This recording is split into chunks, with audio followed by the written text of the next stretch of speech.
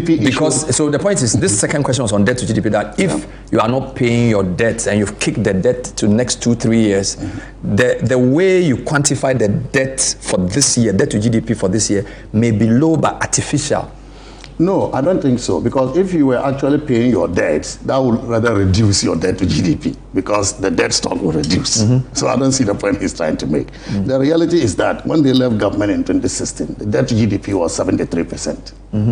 73% until the GDP was rebased in 2018, and then the figure changed to 56%. Now, we had to borrow because we're faced with crisis in 2020. And so the debt levels increased to about 80%, 80.2% of GDP. But it takes a debt strategy to even declare debt standstill. It takes a debt strategy and skilled negotiation to even negotiate your debts down. It takes a good debt strategy. And so we employed that good debt strategy. And then we declared a debt, we took advantage of, opportunities for declaring debt standstill through the G7 framework, the G27 framework. That's what we did. And then we went ahead to negotiate these debts, to the extent that we got a debt cancellation, outright debt cancellation of about $4 billion US.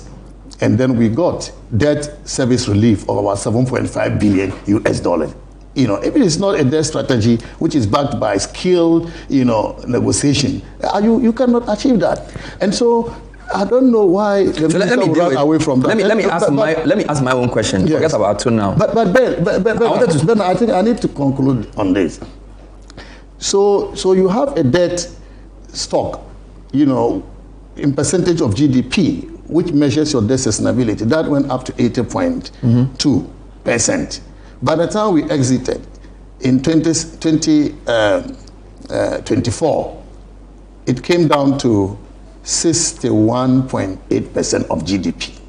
61.8% of GDP, which is lower than the pre-COVID levels of 65.7% in 2019.